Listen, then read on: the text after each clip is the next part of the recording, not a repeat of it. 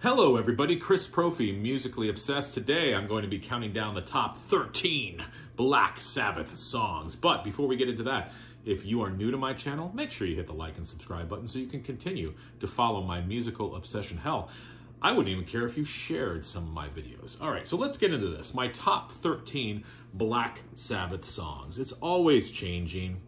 You know, you take certain songs out, you put certain songs in. It just happens to all of us, right? So, you know, if I do this 2 months from now, it's probably going to be a little bit different. I mean, I'm always going to have certain songs in the list, but for whatever reason, other songs kind of creep in and certain songs kind of creep out. So this notebook is not staying here, so I'm going to put it down here. So coming in at number 13, I got to represent the Tony Martin era, and this is off of one of my favorite Sabbath records, The Eternal Idol. It's the first song called The Shining. If you've never listened to this record, please give it a chance. If you've sort of dismissed the Tony Martin era, don't. He's got a great voice. It sounds very similar to Ronnie James Dio, and the songs are still there, guys. And this album proves it. So coming in at number 13, The Shining, off of The Eternal Idol. Number 12, I'm going with a song off of Never Say Die. This is going to be a surprise for you. Air Dance. Yes, Air Dance is my number 12 song. And why? Because I love the jazz textures in it. Wait a second, Black Sabbath doing jazz? Yeah. Listen to the song Air Dance. You're going to hear some jazz piano, some cool stuff. Just have always loved this song, love the soundscapes in it. Black Sabbath, always sort of pushing the envelope of metal. And number 12, it's Air Dance. Okay, number 13. You know, we got to represent Ian Gillan, right? We all know and love this record, I hope. Born Again, I'm going with a title track, Born Again. My God, the guitar riff in this song is so dark, dingy. The whole production of this record sounds like you're walking through just a funeral home. I love it. And Gillan's vocals, he is screaming like a banshee on this song. Born Again, what number is that? Number 11. Yeah. Number 10. This might be a little controversial. Between the two Dio records, I prefer Mob Rules, okay? And I don't know why, I just do. I like the whole feel and flow of the record. So coming in at number 10, I'm going with Country Girl. The riff on that song, fell in love with a country girl.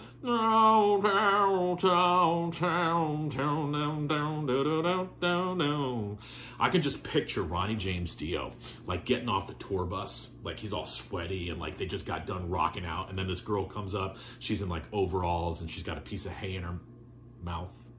Sorry, that's just what goes on in my head. All right, next, number 9. Off of Paranoid. Not Iron Man. I'm going with Electric Funeral. My God.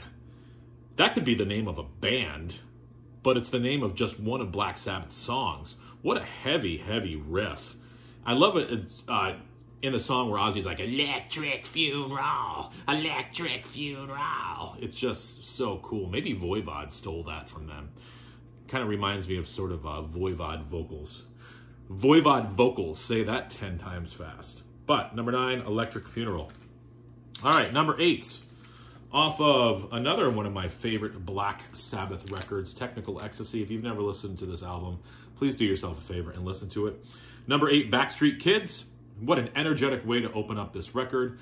I've always loved the song. Gotta put it in at number 8. All right, now number 7.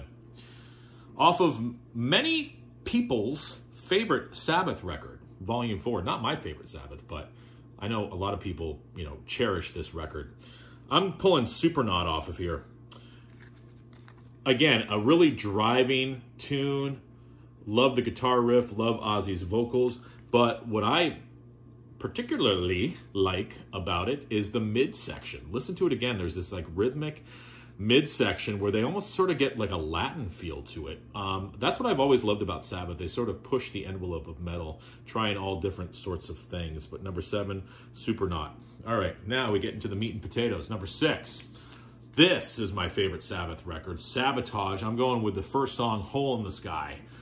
Love it. It's this dirty riff. Ozzy's vocals again are like screeching. I just love the whole feel of it. It's just a great way to open up the record, and it stands alone as a track as well. So number 6, Hole in the Sky. All right, I already told you Mob Rules is my favorite of the Dio records. So for number 5, I'm going with Sign of the Southern Cross, because it's a sign of the Southern Cross. I'm doing some terrible singing today, but you guys get the idea. Sign of the Southern Cross. This whole album is killer, but number 5, got to go with Sign of the Southern Cross. The riff on that is very majestic. Yeah, that's the word I go for. Sort of like I can picture Tony Iommi like standing on a hill in England, just with like amplifiers all around him and like armies marching beneath him, and like just ripping into that. Like the Knights Templar is like around him, you know, the white clothing with the red cross, and like they're riding horses, and Tony Iommi's on top of a mountain. It's just the sign of the Southern Cross, and like Dio's up there like just running around crazy. Sorry, that's what I picture in my head. All right, number 4. Crap, what album is this off of? Oh, yes. Going with Into the Void off of Master of Reality. Probably one of their heaviest records. That riff of Into the Void. Love it, love it, love it, love it. All right, number 3. Where did I put you? Did I even pull it out? Damn it, I didn't even pull the record out, but I'm not going to stop the video and redo it. Off of Sabbath, Bloody Sabbath, I'm going with the title track, Sabbath, Bloody Sabbath. You know, I got introduced to that song because Anthrax had covered it, and I went back and listened to the Sabbath version, fell in love with it even more. It's always been one of my favorite tracks by Black Sabbath, and I think it's probably one of the best vocal lines that Ozzy's ever done. So much that I don't even know if he could sing it now, because he was just in the zone on that recording. Love that song. All right, number 2, off of my favorite Sabbath record. What do you think I'm going to pick? Every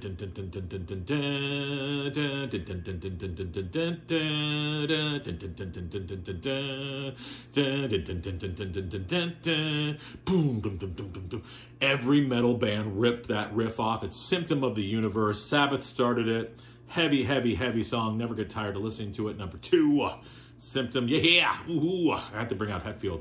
Symptom of the Universe. And number 1 of the top 13 Black Sabbath songs of all time. If it wasn't for this song, there probably wouldn't have been the other 12. I'm going with the title track, Black Sabbath. I mean, you know, I think I said in one of my videos, I can't remember because I blab about a lot of stuff quite a bit, but if it wasn't for this record, if it wasn't for that song, we might not have heavy metal as we know it today. So I'm going with the title track, Black Sabbath, the name of the band, the name of the song. It is number 1. So real quick, 13, The Shining, 12, Air Dance, 11, Born Again, 10, Country Girl, 9, Electric Funeral, 8, Backstreet Kids, 7, Supernod, 6, Hole in the Sky, 5, Sign of the Southern Cross, Sign of the Southern Cross, 4, Into the Void, 3, Sabbath, Bloody Sabbath, 2, Symptom of the Universe, and number 1, Black Sabbath. So, guys, enjoy the rest of your day. Why don't you put some Sabbath on? That would be a very Sabbathian thing to do. All right, adios.